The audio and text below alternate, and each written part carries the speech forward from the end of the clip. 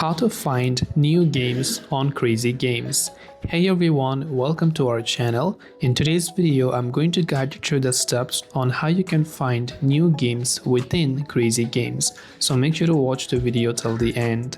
In order to find new games on CrazyGames, launch the CrazyGames app on your desktop, web interface or on your mobile app. To find the new games, you just have to come on the home page and make sure that you are logged into your CrazyGames account. And when you're on the home page, just keep on scrolling couple of steps below. So when you keep on scrolling, you'll find a section that says new games. So this is a section for finding the new games. You can just select it and you can open up this page to view the latest arcade, puzzle and action titles added by the developers.